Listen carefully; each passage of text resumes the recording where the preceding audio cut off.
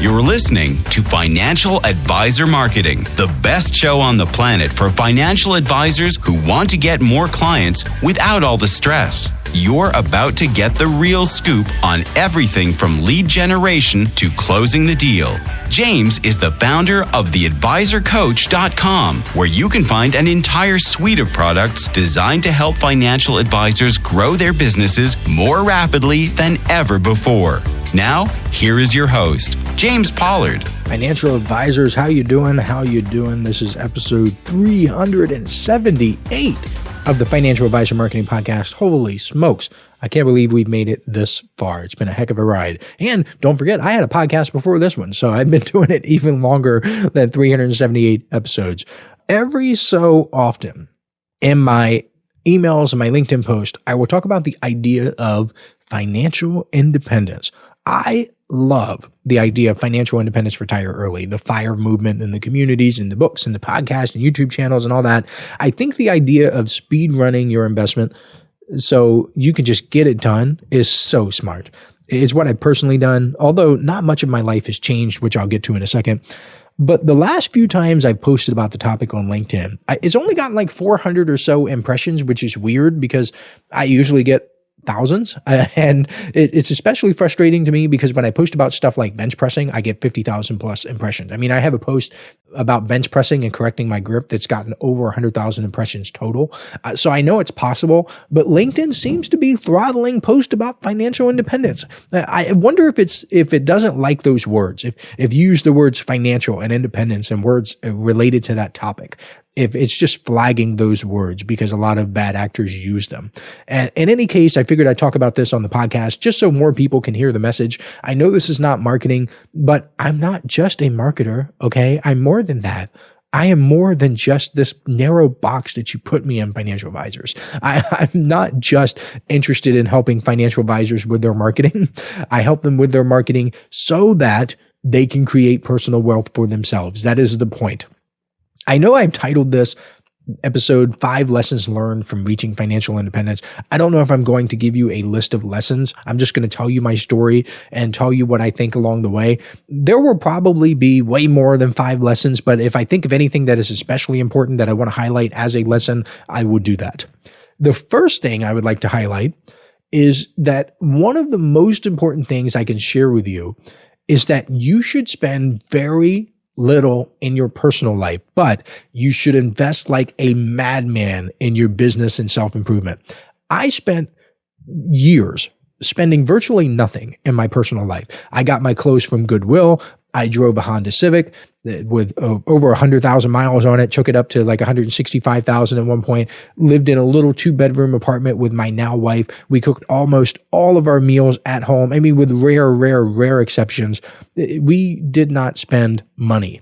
However, I also spent thousands of dollars on courses and programs and coaching. There was a copywriting program I went through that sold for $5,000. Okay, this is $5,000 that I really, quote unquote, could not afford to spend if I thought like a normal person. I remember getting $997 courses. I was part of memberships and communities and groups, and I subscribed to every paid newsletter that I possibly could. I just invested like a madman in my business and self-improvement. Let's say that you start with only 10 grand right now, $10,000. You can get to $1 million in a little under 7 years if you achieve a 100% ROI every year. And lots of people, wait a minute. Lots of people might scoff at that, especially financial advisors, because you're investing in index funds and you're projecting a long-term rate of return of 8% per year or something like that. So you might think that a 100% rate of return or an ROI is impossible, but it's really not. It's not that difficult if you're investing in yourself and your business. Plus, keep in mind, this doesn't mean that you don't invest in index funds and mutual funds and ETFs and all the other things, and real estate and so on and so forth. It doesn't mean you don't do that. But let's say that you have that $10,000 separate. Okay, maybe you have a bunch of money and you shave off 10 grand and you get that 100% ROI for 7 years, right there, you get to $1 million. A 100% ROI just means doubling the output relative to the input. So if you spend $10,000 learning a skill, system, or a way of thinking that permanently adds $10,000 or more per year to your income, then congratulations. That first year alone, clears a 100% ROI. Every year after that is effectively infinite, quote unquote, infinite ROI on the original investment because the capability sticks around. You do not lose your skills. So as you grow your business, you realize that you can do things like upgrade your copywriting and double your conversion rate. Okay, maybe you hire a copywriter. I have done that. I've hired pretty much every A-list copywriter that has been available for me to hire as they have critiqued things like my emails and my sales pages and all of that stuff. And not to go off on a tangent, but the last few copywriters that I've hired have actually made my conversions worse. So when it comes to getting results with my marketing materials, I'm actually doing a better job than the A-list copywriters, which is crazy to me because I don't even think of myself like that. I don't think of myself on that level. I still put these guys on a pedestal, but here I am just kicking their butts, which is like mind-blowing. Maybe you uncover a new traffic source that gets you double the number of visitors. Okay, maybe you pay for a network or advertising or something, and voila, that's another 100% ROI. Okay, if you spend $50,000 on advertising and you generate $50,000, an extra $50,000 in your business, that is a 100% ROI. Or you might invest in a couple of tools and productivity strategies. I mean, you can do all of these things at once and just get that 100% ROI. And remember, with this ROI, you can go from $10,000 to $1 million in less than 7 years if you never invest a cent of outside capital. So literally just the original $10,000 compounded will get you to $1 million. So if you take some of the money that you're making along the way as you grow your income, or maybe you have a side hustle, or your spouse is investing as well, or however you want to do it. If you have extra money coming from outside somewhere, you can get there even faster. So let's say that you cut those results in half and you only get 50% ROI per year. You can still go from 10 grand to $1 million in just under 12 years. Again, that is only with your initial money. If you find a way to throw fuel on the fire, if you want to be extra aggressive, you will get there faster. But you don't have to do that. You can just take that $10,000 or whatever you want to use the information to cater to your situation. So if you have $5,000, you have $20,000, however you want to do it, I'm just illustrating a point, okay? I'm just illustrating that it is possible. Most people never experience this because they do the opposite. They upgrade their lifestyle first, and then they treat investing in themselves and their businesses as optional when it's really not, or they think that it's indulgent. They protect their personal spending, and then they go and nickel and dime the very things that could permanently alter or raise their income ceiling. I still don't spend that much money. As I record this podcast episode, I am wearing a pair of $20 sweatpants and a hoodie that I've had for 6 or 7 years, maybe longer. I pay for all of my cars in cash. I paid off my house. I keep my expenses low. Now, of course, I do have some guilty pleasures. I will spend where it matters. I have a nice mattress. I've got red light panels and stuff like that. My study Bible that I use is buffalo leather. That was like $150 on sale. I got another Bible with goat skin and lamb. I got it custom engraved with gold lettering with my name and the exact translation I want, and all the bookmarks and things, the little, the ribbons that go through. I got custom everything. That was $227. So I spent almost $400 on 2 Bibles. And people might think that's weird or strange, but that's what I value. Okay. So when I spend my money, I get nice things for the things I value. When I'm buying tools or when I'm fixing my house, I will invest in nicer equipment so I don't have to keep fixing stuff. So I guess I would call that the first lesson. Maybe the second and third lesson as well, okay? Because I put a couple of extra things in there. I remember the day I hit my financial independence number. I told myself and my wife that once I hit that number, I would celebrate with a Smith Island cake. And if you're not from the Maryland region, you probably have no idea what that is, but it's delicious. You can just Google it, Smith Island cake. It is a multi-layer cake. It is just thebomb.com. It was maybe 8:30 in the morning, and I checked my investment app on my phone. I did some quick calculations in my head. I'm like, okay, I've got this account here, this account here, this account here. How much does that add up to? And I realized I had hit it. I walked down the hall. I found my wife. I told her, guess what? We're getting a Smith Island cake today. And honestly, yes, it was super duper cool. Yes, it was one of the best experiences I have ever had in my entire life. I mean, I know the day, I know the time, I know what we were doing, I know all of that stuff. It is etched in my mind.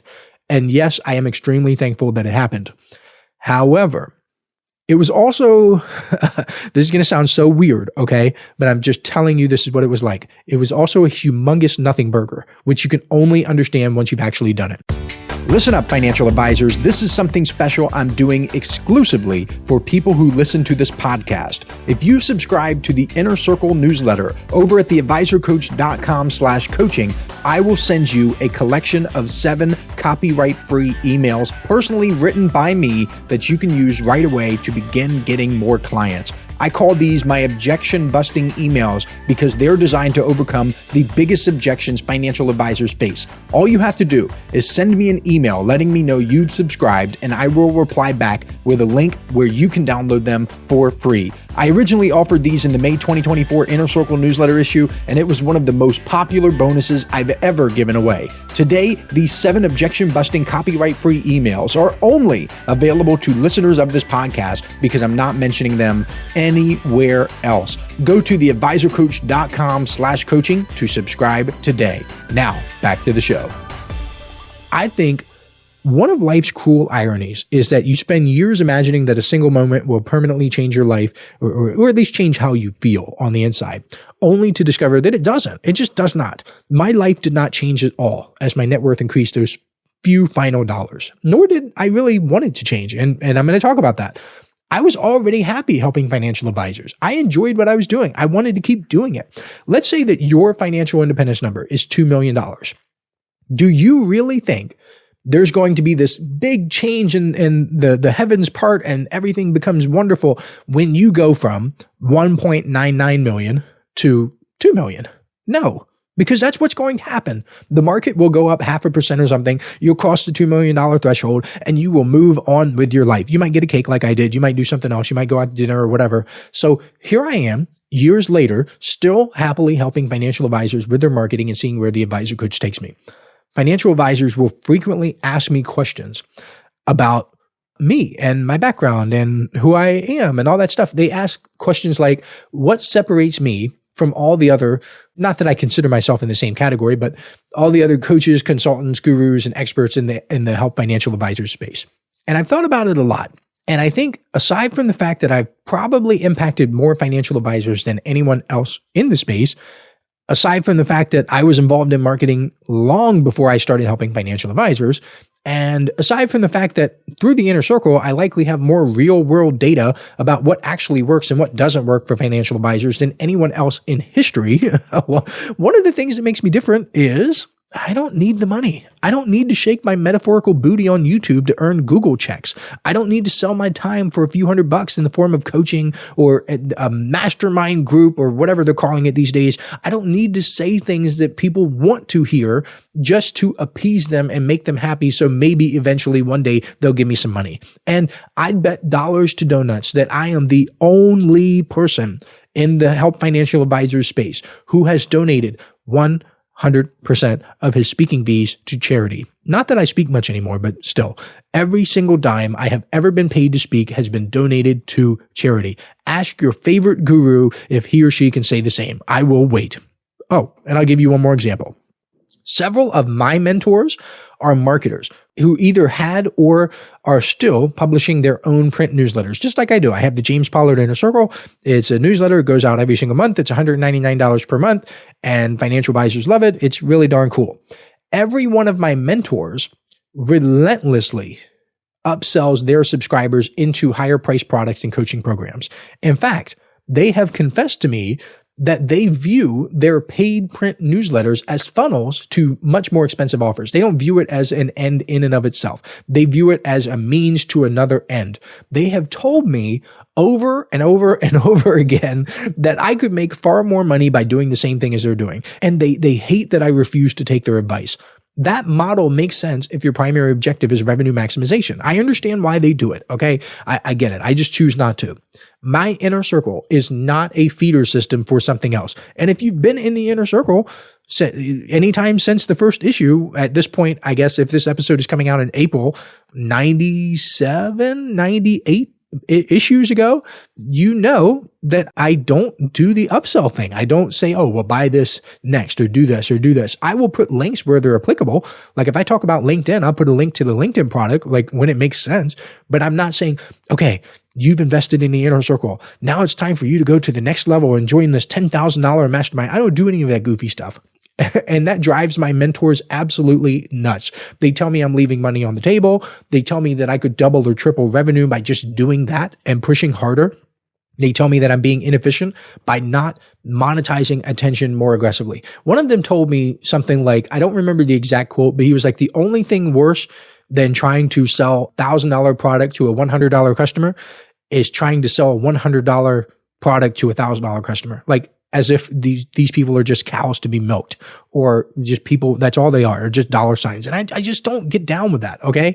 I mean, I get it. As a business owner, you want to, in a capitalistic society, you get money by providing value. And if you have a product that just happens to be $1,000 and you're selling it, or $10,000 or $1 million or whatever, you're selling it to people who need it and you give them results. I get all that. Intellectually, I understand that. But I don't have that same wavelength where I just want to extract every freaking penny from people. I'm just not there.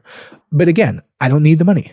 I have the freedom to tell financial advisors exactly what they need instead of what they want to hear. For example, I very regularly tell financial advisors to focus on strategies instead of tactics.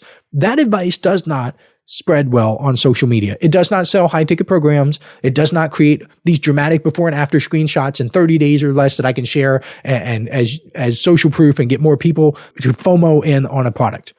But in the real world, where results actually matter, strategies over tactics works. And truthfully, the biggest reason why I charge anything anymore is simply because people are more likely to pay attention when they pay money. It's called effort justification in psychology. When people put in effort or money or time into something, they tend to assign higher value to it, which makes them more active and more committed. I structure the inner circle for consumption because if people actually read it and implement the material inside, then they're likely to get results. If people never read the issue and never implement the material, then they will never get the results. But if somebody ponies up and pays $199 per month, what do you think the odds are that the person is actually going to read the newsletter? Pretty darn high. And if the odds are high that someone is actually reading the newsletter, what are the odds that someone is going to implement and get results? Higher than if they aren't reading it. I tell you that for darn sure. So if somebody just gives me the $23.88 or whatever it is per year, if they pay $199 for 12 months, if they give me that money for a year, what are the odds that they're going to get 1 or 2 or 3 or 4 or 5 extra clients and recoup their investment and then some and make a huge ROI? Pretty high because I priced it for consumption. But if I gave it away for free, people wouldn't put a value on it. They wouldn't do anything with it and they would never see the results. So that's kind of how I think about it. I really will put a stake in the ground on this. My mentors hate that I don't run my business the way that they would. They're optimizing for something different though. And there's nothing inherently wrong with that. I'm not going to talk down to these people that have helped me quite a bit. It's just not the game that I'm playing. I care far more about whether an idea holds up over the years than whether it converts well this quarter. I care about whether an advisor feels calmer and clearer 6 months from now, a year from now, not whether they feel excited in the moment because they got this hot new thing or they chase this bright, shiny object. I just don't want to do that. Another lesson I'll share with you about achieving financial independence is a lot of people will have opinions about what you should do with your money. I've had people tell me that I should spend more or live a little and stuff like that. But for what? I think the people who say that believe money can somehow fill the emptiness that they feel. There's this void in their lives that they think they can fill by taking an expensive vacation or buying a new car or getting the shiniest new thing on the block. And that is not it, my friends. It is so weird to outsiders that I am happiest when I'm writing my Inner Circle newsletter. I'm happiest when I'm helping financial advisors. The financial independence aspect simply allows me to take more risk in my business. For example, I say some pretty wild stuff on this podcast, some very aggressive things that I probably wouldn't say if I needed the money. People will drag me through the coals for saying some things, but I don't care. I really don't give a you know what, because I don't need this podcast. This podcast has no bearing on my security or happiness or anything. Like this, I could cut this podcast off tomorrow. It would make literally no difference in my life whatsoever. The final lesson I'd like to share is that I believe financial independence is a worthy goal for, to quote Jim Rohn, what it will make of you. I believe you become a better person along the way because you develop various skills in order to achieve it. Skills like patience, discipline, conscientiousness, time management, just so many skills that go into getting that financial independence. You are forced to think further ahead than what most people are comfortable with. You start weighing second and third order effects instead of chasing whatever feels good right now. You become more intentional with how you spend your energy, not just your money, but your energy and your time and everything, because that wasted effort shows up very quickly when you're building something on your own. It also sharpens your sense of responsibility because when progress stalls, there's no one else to blame. There's no external structure to hide behind. There's no security blanket. And that pressure is uncomfortable for a lot of people, but it's also extremely clarifying because you learn what actually moves the needle and what's just noise. By the time you're anywhere close to your goal at that metaphorical 1.99 million, right? The money is almost secondary. The real win is who you have become along the way. You trust yourself more. You're just a higher quality human being. You're a higher caliber person. Now, again, I know this episode was not about marketing, but it's probably more important than any marketing advice I can give you, since the reason you become better at marketing, at least in my view, is to build personal wealth for yourself. As always, thank you so much for listening. I'm glad to have you, and I will catch you next week. This is thepodcastfactory.com.